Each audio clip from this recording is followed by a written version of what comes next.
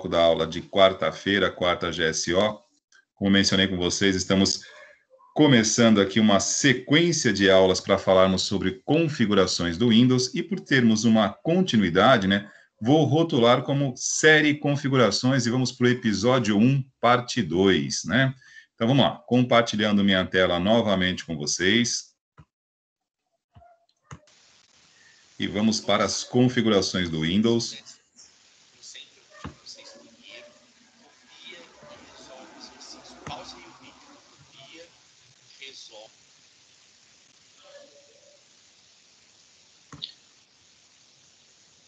Pronto, cá estamos novamente nas configurações. Já dei uma passada inicial por aqui. Já comentei com vocês inicialmente alguns itens aqui. Nós iniciamos a respeito de dispositivos, né? Falei aqui das configurações para acionar, né? Detectar dispositivos sem fio através da conexão Bluetooth. E agora vamos dar uma passadinha em impressoras, né? Que começamos também a falar a respeito disso, só para retomar o raciocínio.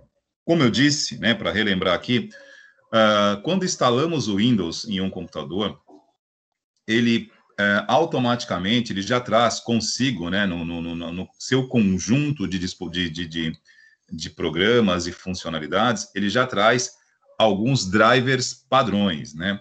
E o que são os drivers, né? Nós vamos falar especificamente sobre isso em mais algumas aulas, mais à frente, mas é uma expressão que volta e meia eu cito aqui, né? Drives, né?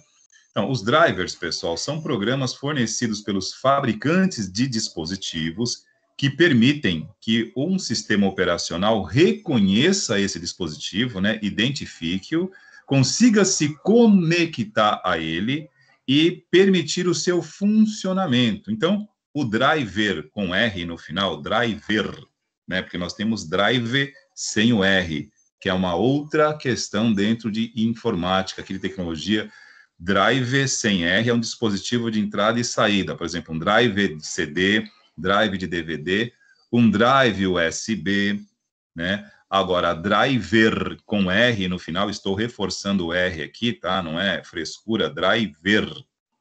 O R, o driver, é um programa, um arquivo, na verdade, fornecido, repetindo, pelo fabricante de um determinado dispositivo, pode ser uma impressora, um dispositivo para game, um mouse, um scanner, enfim.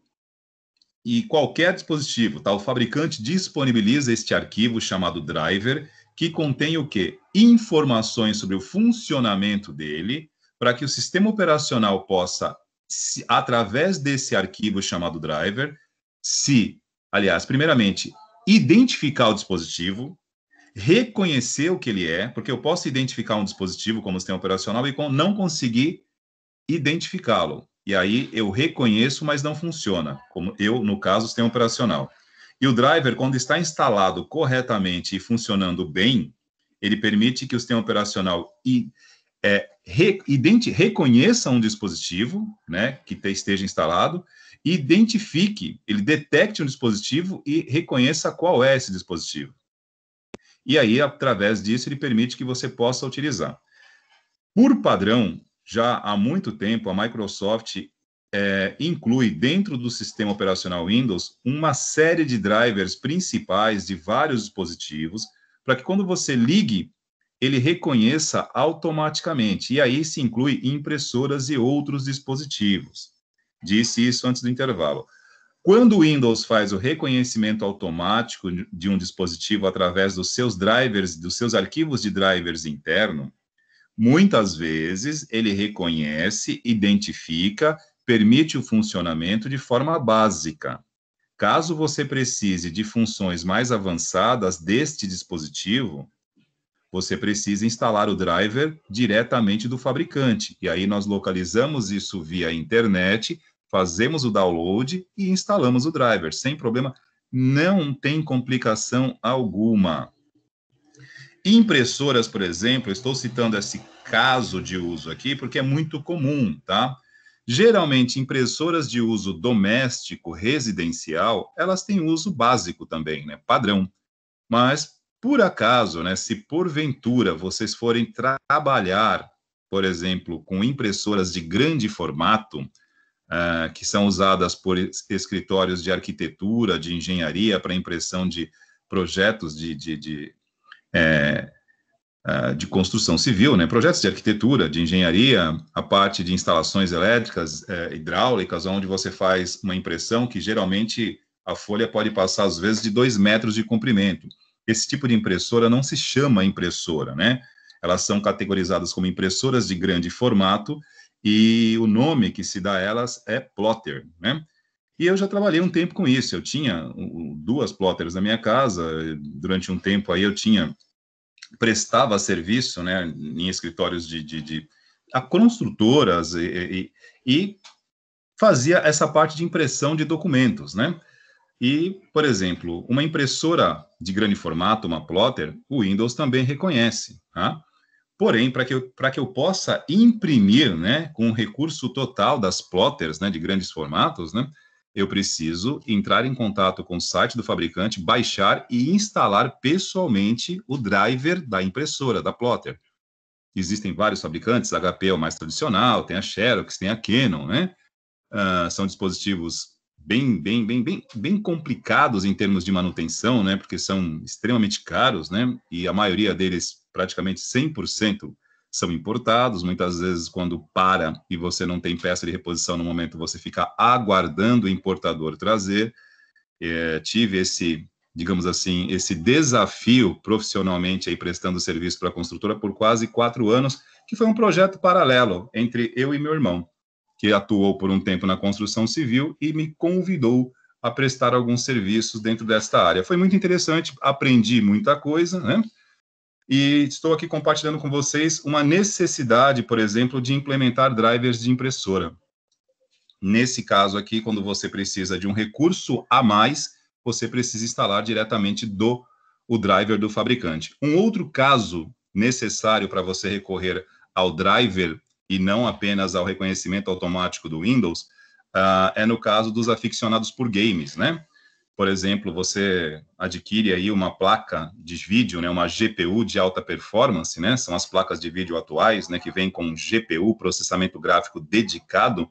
Algumas dessas placas ultrapassam aí os R$ 4.000.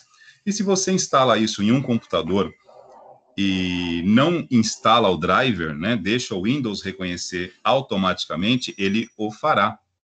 O grande problema será o mesmo do caso que eu exemplifiquei aqui da impressora. Ele vai reconhecer recursos básicos. E aí, para quem joga, né, para quem quer performance, você não vai querer o recurso básico de uma placa de vídeo de alta performance. Você quer performar, você quer um alto desempenho de resolução gráfica, uma alta capacidade de processamento de frames gráficos, e aí você precisa instalar o driver completo. Aí você acessa o site do fabricante, NVIDIA, GeForce, seja lá o que for, baixa e instala, o Windows reconhece e todos serão felizes para sempre. Perfeito?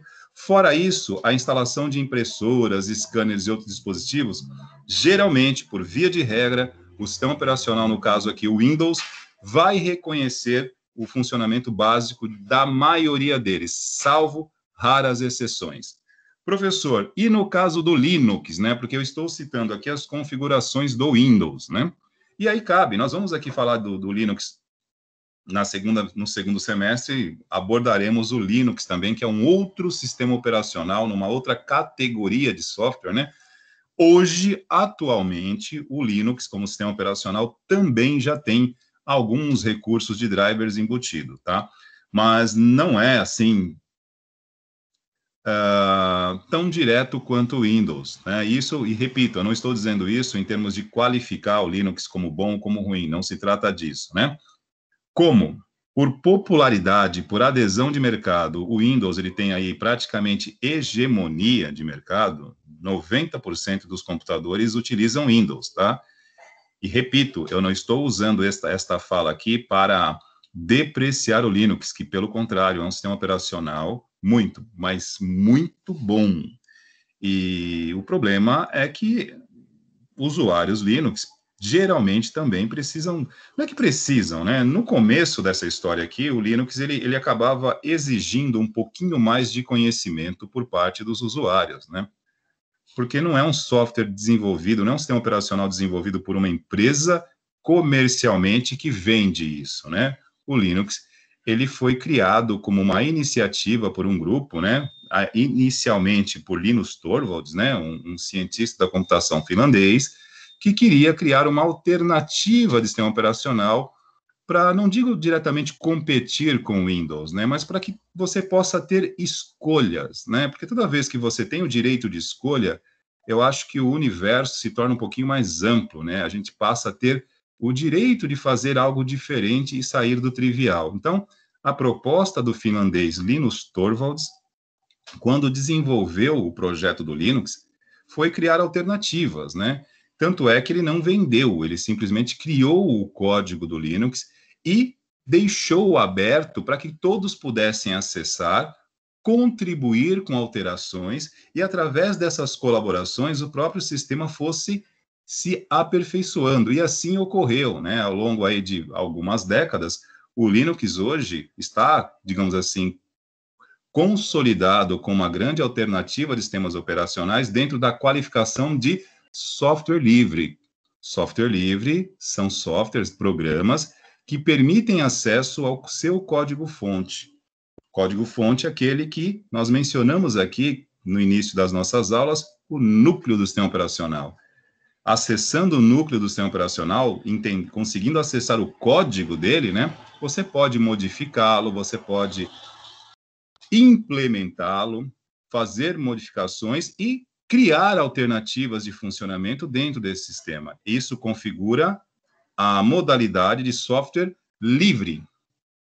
O Windows é um software proprietário, ele tem uma propriedade que pertence à Microsoft, que é uma empresa de desenvolvimento de software.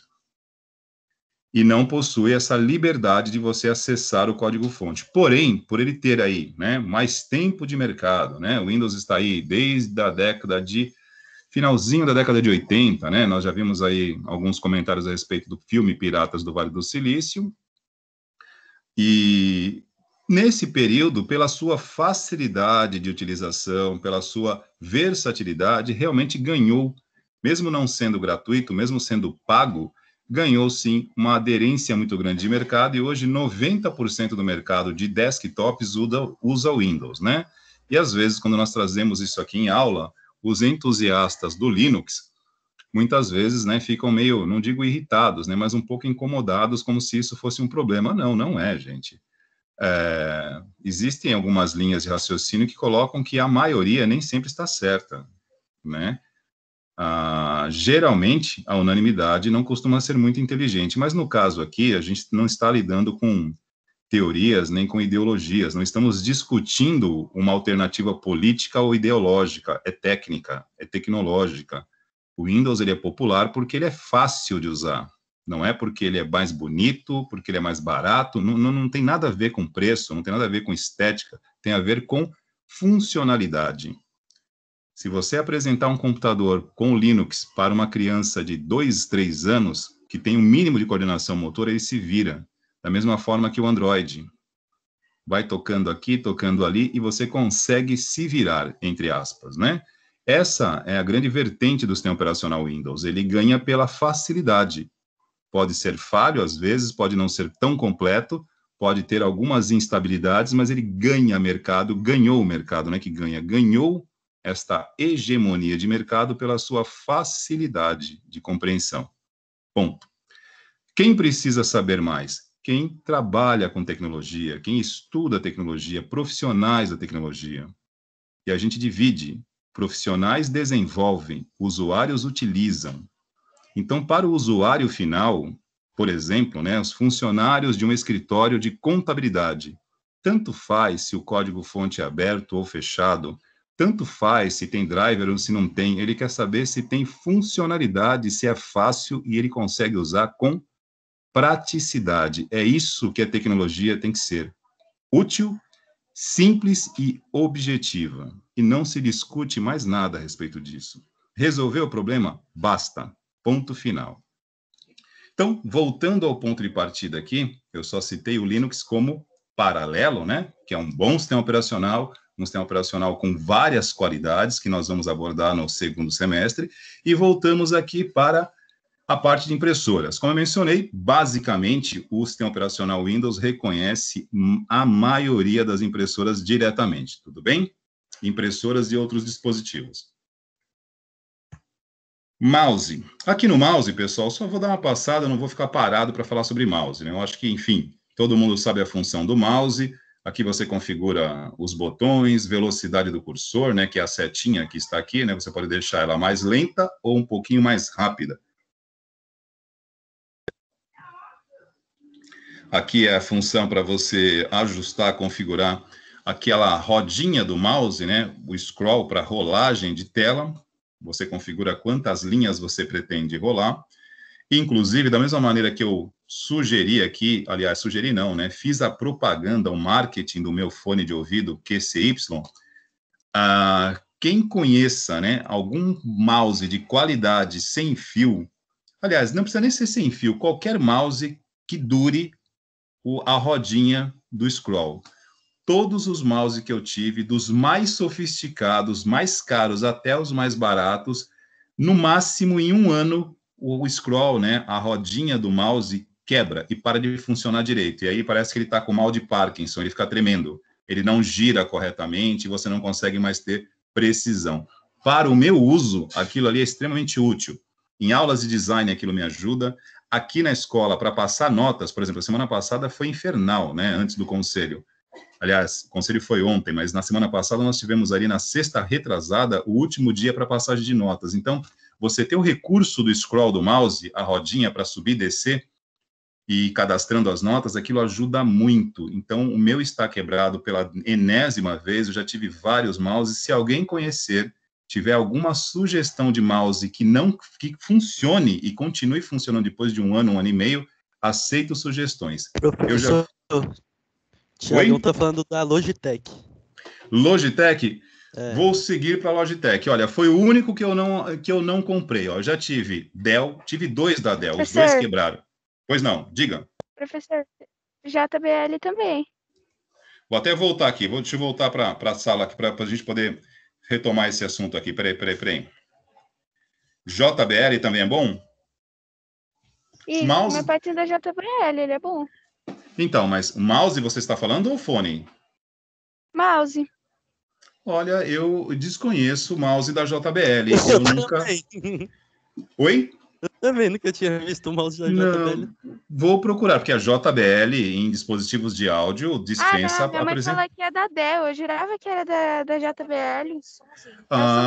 JBL, eu queria falar, JBL, em relação a áudio, dispensa apresentações, JBL é perfeito. Agora, olha, Giovana, eu tive 2 da Dell, um com fio e o outro sem fio, Bluetooth, que eu paguei relativamente caro, e também, passado 1 ano e meio, o scroll parou de funcionar. Mas, enfim, talvez tenha...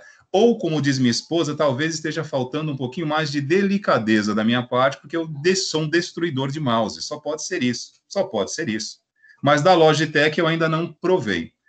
Microsoft durou... O que mais durou comigo até hoje foi o da Microsoft. E eu estou usando, né, que agora eu acabei, não estou com ele neste momento, porque eu acabei de passar o meu mouse para minha filha para a aula dela online, né, estou usando aqui o touchpad do notebook, que para aula de design não é legal, né, eu perco um pouquinho de precisão. Mas eu acabei, né, o que eu estou usando atualmente aqui, até esqueci o nome dele, é o da AEX, que é um mouse gamer, que também me foi recomendado assim, porque, poxa, gamer às vezes cai no chão, o cara derruba, fica nervoso, joga, e ele funciona. O meu parou de funcionar também com praticamente 1 ano e meio de uso. Falei, então vou comprar outro, né? Paciência. Mas Logitech, já me falaram, eu nunca comprei nada da Logitech. O próximo que eu for comprar, vou estudar com carinho a sugestão da Logitech. Obrigado pela sugestão aí, galera. E também, talvez, minha esposa tenha razão, mas eu juro, eu sou super cuidadoso com dispositivos, porque nós que trabalhamos com isso e sabemos o quanto, não que o mouse custe uma fortuna, né? Mas, enfim, eu não sou do tipo que não valoriza as coisas. Eu costumo ter muito cuidado, sim. Né? Eu não sou um destruidor, não. É que minha esposa sabe como é que é, né? Elas, de vez em quando, insistem, né? Fala, você que quebra. Fala, não sou eu, não. É ele que quebrou mesmo. Mas vamos lá. Voltando aqui para o nosso assunto, painel de controle, para que a gente Obrigado pela sugestão. Estou retornando lá para o painel de controle. Vamos lá. Bom, passei rápido aqui pelo mouse, porque, enfim, o mouse é algo autodidata, todo mundo sabe para que serve, como funciona. Vamos pegar alguma coisa aqui um pouquinho mais... O touchpad também é o recurso que eu estou usando nesse momento aqui, né, gente? Eu estou usando o notebook, sem o mouse eu uso este sensor, uma superfície por onde eu deslizo o dedo, e ele simplesmente movimenta o cursor na tela, o ponteiro do mouse, simulando a ação do mouse aqui, tá? Eu me viro bem com ele, né? Que para as aulas de design, em alguns momentos, o mouse acaba sendo um pouquinho mais preciso. Mas já trabalhei muitos anos, inclusive na parte de design, com realmente produzindo sem mouse. E fazia isso sem problema algum. É que depois que eu retornei ao uso do mouse, é mais ou menos o que acontece hoje, por exemplo, não sei se vocês vão concordar comigo, talvez a maioria de vocês ainda esteja numa idade que não tenham carteira de habilitação ainda, né? Vocês são menores de idade. Mas eu sou da velha guarda, né? E talvez os pais de vocês vão concordar comigo ou não. Mas depois que eu passei a ter o recurso de uma câmera de ré e um sensor de estacionamento, o barulhinho, cara, parei. Quando não tem, faz uma falta terrível, e não é frescura. E olha que eu sou do modo raiz, hein, cara. Eu estaciono o carro sem problema algum, sem câmera, sem nada, porém, com câmera e sensor de estacionamento, é muito melhor. Então, tem algumas questões, como dizia Einstein, né? A mente que se abre para uma nova ideia, ela jamais volta ao seu tamanho anterior, né? Então, a partir do momento que você passa a ter o recurso tecnológico, ficar sem, faz falta, viu? E nesse ponto estamos cada vez mais mal acostumados, porque cada vez mais surgem sensores, tecnologias e comodidades que nos acostumam mal, né? São mimos que poderíamos viver sem, mas a partir do momento que temos acesso, sentimos falta, né? Então, aqui temos a parte do touchpad. Eu, particularmente, não aconselho ficar colocando muita sensibilidade aqui, porque senão você perde o controle, né? Mas, enfim, isso aqui é muito pessoal, por isso que eu acho que não precisamos aqui falar isso em aula, tá, gente? Aqui é algo que vocês, enfim, quando forem utilizar esse tipo de recurso, vocês configurem personalizadamente, ou seja, de acordo com a vontade, com a necessidade e critério individual de cada um. Não cabe aqui eu falar, olha, é desse jeito ou daquele jeito. É da forma que melhor se ajusta ao uso e à experiência de uso de cada um de vocês. Tudo bem? Mesma coisa aqui em relação à digitação, teclado, enfim, você ativar aqui o recurso de correção automática, né? Que isso aqui é uma maravilha, né? Uma maravilha, mas ao mesmo tempo também é outro recurso maravilhoso que acaba também nos colocando para dormir, entre aspas, né? A partir do momento que você depende, né, passa a ter uma dependência, praticamente uma dependência quase que psicológica, né? Ou uma dependência cognitiva, né? Porque você passa a deixar de se preocupar com isso e nunca mais você acentua uma palavra na vida. Isso é muito perigoso, tá, gente? Principalmente vocês, prestem atenção, que estão em fase ainda de formação educacional, formação cultural, estão aí há alguns, talvez mais 1 ano e meio, 2 anos de um Enem. Escrever corretamente é muito importante. E o recurso da verificação ortográfica, aí é aquela questão, né? Da mesma maneira que eu disse que é muito bom um sensor de estacionamento e uma câmera de ré, maravilhoso. Mas você tem que conseguir estacionar um carro sem. A partir do momento que você... Primeiramente que a gente não escreve mais, né? Os dispositivos hoje, né? Os softwares de comunicação, um Telegram, um WhatsApp, muitas vezes a gente acaba abreviando palavras, e isso vai condicionando a nossa escrita. Isso é fato. Isso para vocês é muito mais preocupante do que para mim. Eu não vou fazer o Enem daqui a 1 ano e meio, vocês vão. Então, esse papo de abreviar o você, o também, você vai criando um hábito que, intuitivamente, aquilo vai condicionando você de forma cognitiva. E aí tem uma espécie de uma relação direta com Darwin aí, né? Teoria da evolução. Toda espécie que não se adapta e evolui entra em extinção. E tudo aquilo que eu não estimulo, ele não se desenvolve. Então, se você não estimula, não mantém constante essa necessidade de escrever corretamente, você vai colocando esta percepção cognitiva para dormir, em estado de hibernação, ela está guardadinha lá, você não usa. Isso não é legal, porque você vai perdendo esta percepção. Então, é um recurso que nos ajuda muito, mas eu sempre falo isso em relação a primeiros anos aqui de ensino médio, e pego no pé demais com a minha filha em relação a isso, porque para ela é pior ainda, né? Ela está com 9 anos, ela foi alfabetizada aos 6. Ela mal aprendeu a escrever e já quer abreviar, escreve. Porque a gente vai criando, né?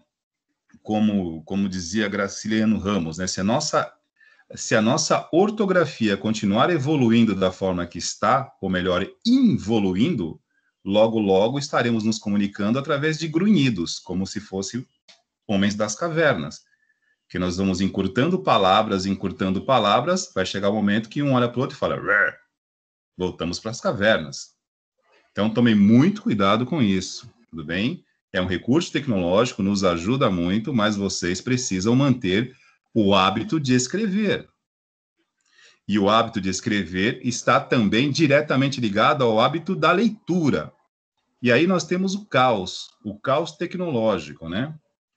Pesquisas há mais de uma década, envolvendo dados analíticos de comportamento de usuários da internet no mundo todo, de várias faixas etárias, determina que as pessoas hoje, de um modo geral, preferem ver um vídeo sobre um determinado assunto a ter que ler sobre um determinado assunto. Olha que coisa. Então, se na escrita nós não precisamos, em tese, né, entre aspas, né, nos preocuparmos com a escrita correta, porque o sistema operacional, através dos seus dispositivos, corrigem a nossa ortografia, não estamos mais querendo escrever, que é isso que, na verdade, não estamos mais precisando, né, porque ele corrige. Por outro lado, também estamos sinalizando para os veículos de comunicação atual, que é a internet, os streamings e tudo isso a mais, né, que não queremos ler, queremos ver. Então, nós temos 2 pontos muito importantes para a geração de vocês, né? Porque quem não escreve e quem não lê passa a ter uma regressão, digamos assim, nesse processo cognitivo da escrita, da leitura, e isso também vai implicar na sua fala.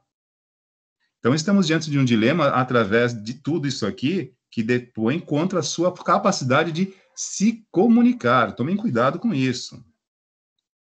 Sou totalmente tecnológico, estudo tecnologia desde os meus 11 anos de idade, mas tomem cuidado com esses recursos que estão à disposição de vocês e que coloca toda a capacidade cognitiva em stand-by.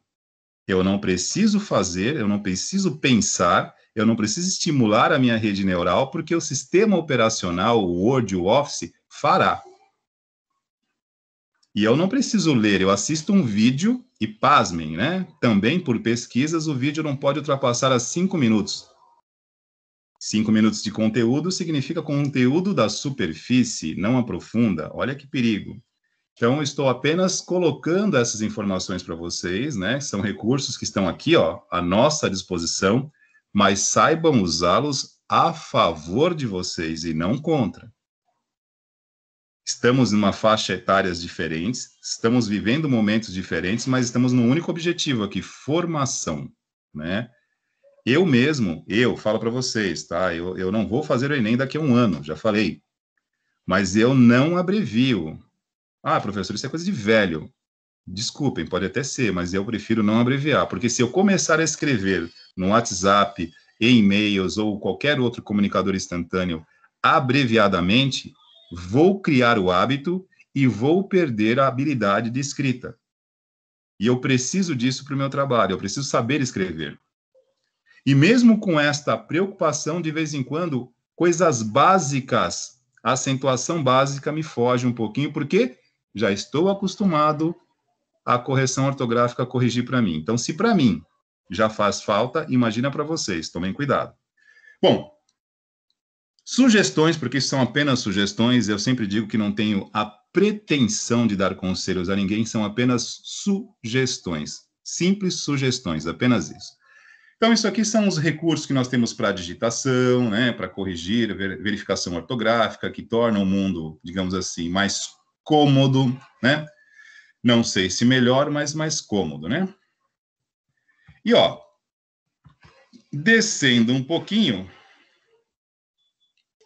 como a IA tem ajudado você, né? Alguém sabe me explicar aí, eu tenho alguma ideia do que significa estas iniciais aqui, IA? Inteligência artificial? Perfeito, muito bom. Isso significa que vocês estão extremamente antenados com o mundo que os cercam, né? Perfeito, é exatamente isso. Como a inteligência artificial tem ajudado você, né? Aí a pergunta é, ajudado como? Tornando o mundo mais cômodo ou tornando o mundo melhor? O que vocês acham aí? Vamos refletir a respeito. Oi? Preguiça. Preguiça, né? Perigoso isso, hein? Mais cômodo, né? Então, isso... Não, melhora também, gente. É claro, olha, a tecnologia, ela tem esse propósito, né? Melhorar processos, né? Tudo aquilo que nós fazemos tem 3 pilares, né? Produto, processos e pessoas, né? A inteligência artificial é um dos segmentos mais promissores da tecnologia hoje, e ela está aí não para substituir a inteligência natural, né? Mas para aperfeiçoar. O grande problema, né, é que muitas vezes a gente acaba tendo uma interpretação conveniente das coisas, né? E aí que eu sempre falo, todas as vezes que estamos estudando algum segmento, nós nos aliamos à convicção, não à conveniência, né? Porque quando eu me alio à conveniência, eu faço aquilo que me convém e não aquilo que deve ser feito. Em nenhum momento, esses recursos que eu estou apresentando aqui tinha como propósito desestimular a sua capacidade cognitiva, a sua capacidade de escrita, a sua capacidade reflexiva de percepção. Mas, indiretamente, pelo uso, digamos assim, que é feito e vem sido feito, tem sido dessa maneira ao longo do tempo, nós já temos estudos que comprovam que algumas tecnologias que são muito benéficas, quando usadas de forma equivocada, não ajudam, atrapalham. A inteligência artificial ela tem muitas, mas muitos usos, mas muito positivos. O que a gente precisa é entender como isso funciona e contribuir para que ela contribua conosco, né? E aqui a pergunta, né? Aliás, não é uma pergunta, é uma afirmação, como a inteligência artificial tem ajudado você? E aqui tem os insights de digitação, ou seja, você começa a digitar e ele termina, né? Isso aqui é uma coisa muito simples e, ao mesmo tempo, muito complexa, tá, gente? Um recurso como esse que aparece para vocês aqui apenas como um insight de digitação, né? Ele mostra aqui a maneira... Como é que funciona isso, né? À medida que você vai digitando, você vai escrevendo no Word, enfim, nos aplicativos que você tem, se isso estiver ativo aí no seu smartphone, né? Porque no caso aqui, isso é do Windows, tá? Não é do Android. Ele vai assimilando, absorvendo, guardando informações sobre a sua forma de escrita. Isso permite o quê? Que ele crie predições. O que é uma predição? Predição é diferente de previsão. Previsão é uma loteria. Previsão é uma aposta. Você chuta para ver se acontece. E não fazemos isso aqui, né? Predição é uma análise baseada em quê? Em dados, que usa modelos de estatística, modelos probabilísticos, ou seja, probabilidade estatística. Se todas as vezes que você digita uma linha dentro de um texto, você usa majoritariamente uma determinada quantidade de palavras, isso acumula uma base de conhecimento para a experiência de inteligência artificial do próprio sistema, que você tem um vocabulário com essas palavras, e ele vai completando para você. E esse processo internamente, isso aí é extremamente complexo, tá? Ele não chuta, como eu falei, isso é análise probabilística. Então, mediante uma escrita sua, no início de uma frase, ele já cria N probabilidades para você complementar com essa ou aquela alternativa. Isso, inclusive, está diretamente ligado à ciência de dados. Machine learning, né, que são máquinas de aprendizado. O que é máquina de aprendizado? É isso. Você está informando e ela está acumulando conhecimento sobre a sua experiência de uso. Isso no marketing digital é do capeta. antes de você precisar, ele já te oferece, porque ele sabe o seu comportamento de compra, de gostos, padrões. Tudo isso que está se falando aqui sobre digitação vale para a internet inteira. Quando você entra na tua conta do YouTube, ou no Netflix, ou na Amazon, as experiências de filmes que você gera, quando eu chamo experiência, é o seu comportamento de uso. Isso mostra a experiência do usuário, é aquilo que você transfere para o sistema, pelos seus gostos, predileções, aquele roteiro, né? Todos os filmes que você assistiu, as séries que você assiste, e aí todas as vezes que você faz o login na sua conta, aparecem sugestões. Por que você assistiu a série A? Estamos sugerindo a B, a C, porque, ou seja, se classifica como o mesmo gênero, no mesmo perfil, basicamente te oferecendo mais daquilo que você já disse que gosta. Por isso que quando alguém afirma para mim, né, com ponto de exclamação, o YouTube deixa as pessoas mais, ou melhor, menos inteligentes, eu falo, olha, não é isso, hein? É exatamente o contrário. Não é da geração de vocês, provavelmente deva ser da geração do papai e da mamãe, mas tem uma banda de pop rock nacional chamada Titãs, que na década de 80 produziu uma música onde ele dizia que a televisão nos deixou burros, muito burros demais, né? E a linha de raciocínio está equivocada, né? Porque não é a televisão que determina a programação, é o público que assiste. Não é a internet, o YouTube, ou o Netflix, ou a Amazon que determina o que você vai ver. É você que vendo e promovendo um histórico de experiência, é você que afirma, né? Nós, vocês, nós, como usuários, é que sinalizamos para a internet, para os canais de streaming, para o YouTube, Netflix, Amazon, qual é o tipo de conteúdo que nós queremos ver. Quando você dá like numa série, quando você assiste um documentário, quando você vê um vídeo, mesmo que não tenha nada para dizer do Felipe Neto, e dá um like, por exemplo,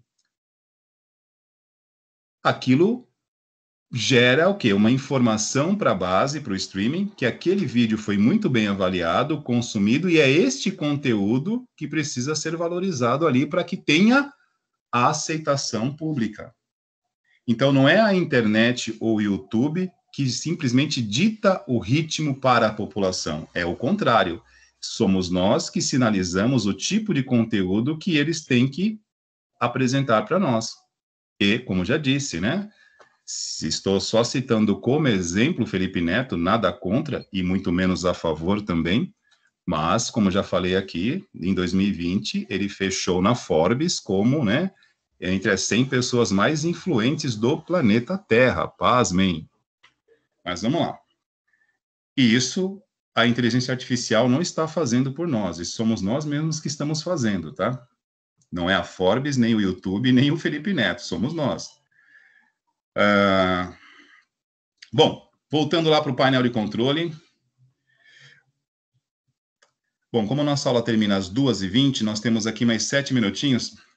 Bom, aqui a parte de caneta, isso aqui é para mesas digitalizadoras, esse tipo de coisa aqui, né? Se você tiver algum sensor nesse sentido, nós não temos aqui, então não vou abordar isso com vocês. O USB é automático, tá? São as conexões USB do computador, também isso aqui é algo chamado plug and play, né? Você conecta e usa, não precisa configurar, está automaticamente aqui. Aqui tem esta caixinha de verificação para você notificar, né? Para você ser notificado caso haja algum problema em conectar dispositivos USB, né? Dificilmente, né? O USB é uma porta de comunicação hoje já, enfim, não é nova, né? Isso aí já está aí mais de 20 anos à disposição. O que nós temos hoje são versões mais atuais, com mais velocidade, então não há o que falar sobre o USB, é automático, é direto. Como nós estamos terminando o nosso tempo, eu não vou pegar nada aqui muito profundo para falar, tá? Mas, vamos lá. Vou apenas dar um spoiler do assunto, então, que nós vamos começar na semana que vem, que é a parte de atualização e segurança. Como eu falei algo bem básico aqui, que foi a parte de sistemas, né, e dispositivos, semana que vem vou pegar algo um pouquinho mais profundo aqui, ó, atualização e segurança.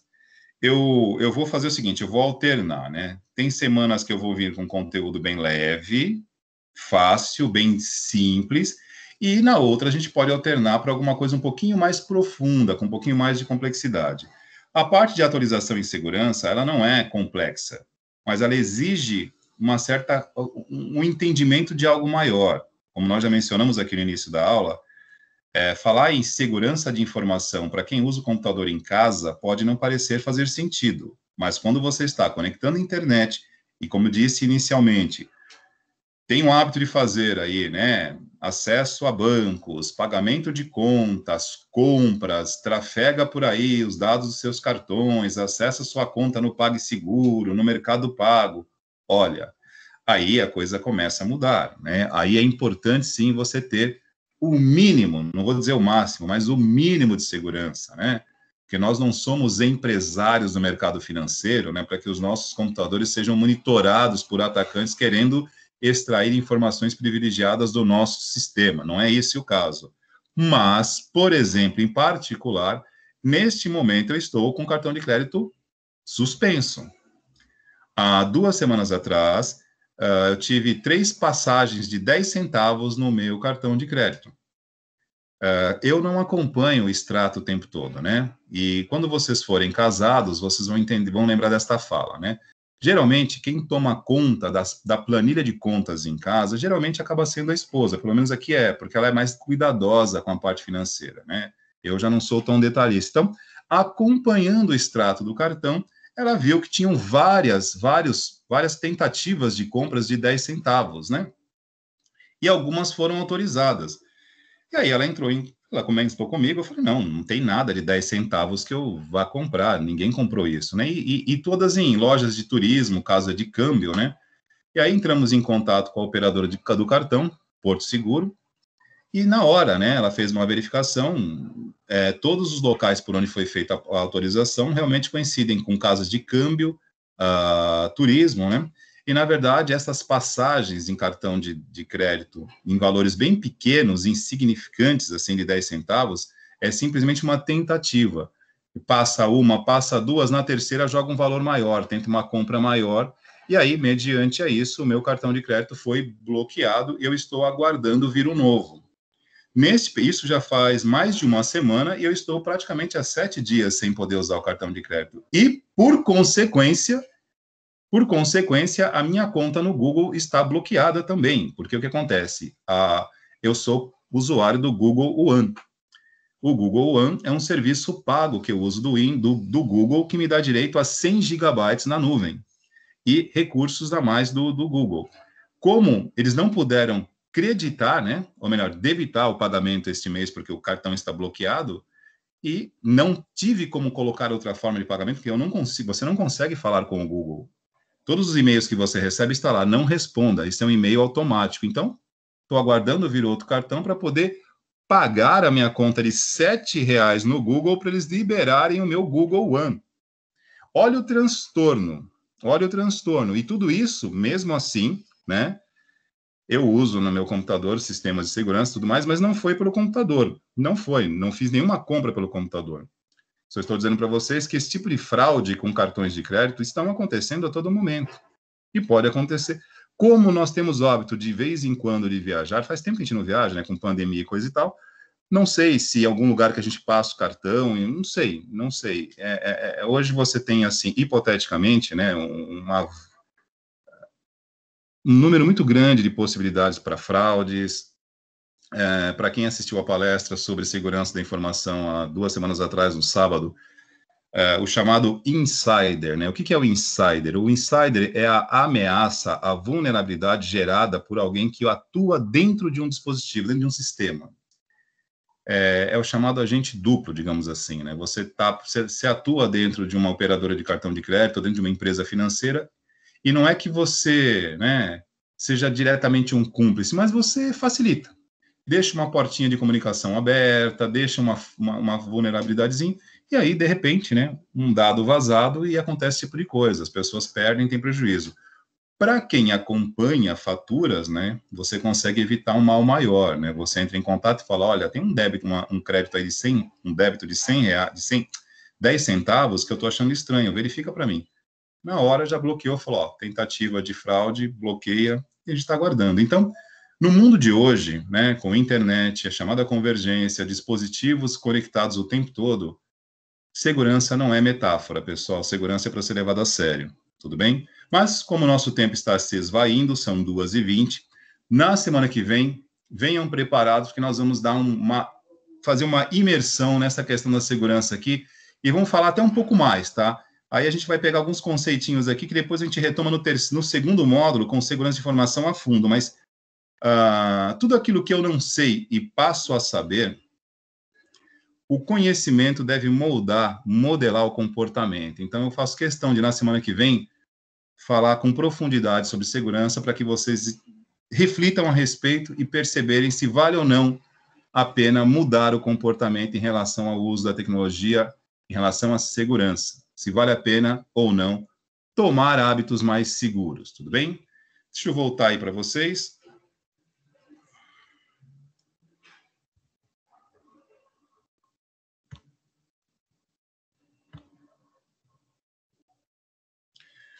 Pessoal, ô Giovana, não é bem... pode até parecer um pouco Matrix, tudo bem, né? Estamos diante de uma realidade muito simples, né?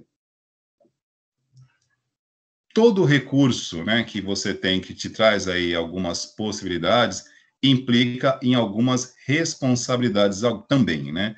Porém, vocês têm uma vantagem, né? Vocês estão estudando tecnologia. Estudar tecnologia e ter acesso a esse conhecimento faz de vocês pessoas diferentes, ou dá a vocês a possibilidade de saber e se comportar de forma diferente. Agora, para cada profissional de tecnologia ou para cada estudante de tecnologia, você tem aí uma quantidade de pessoas muito, mas muito maior, dezenas, centenas, talvez milhares, que simplesmente não tem a menor ideia de como isso acontece, de como isso opera. E é por isso que o conhecimento, ele realmente é importante, porque a partir do momento que você sabe que isso acontece e sabe o que deve fazer para tornar um pouco mais seguro a sua passagem, o seu uso pela internet, você pode fazer isso, né? Por isso que conhecimento, de fato, empodera. Fora isso, é apenas metáfora, né? Então, na semana que vem, a gente vai trazer esse assunto aí com mais profundidade, tá ok? Vou encerrando aqui a nossa gravação. Na sequência, eu disponibilizo aqui o formulário de frequência.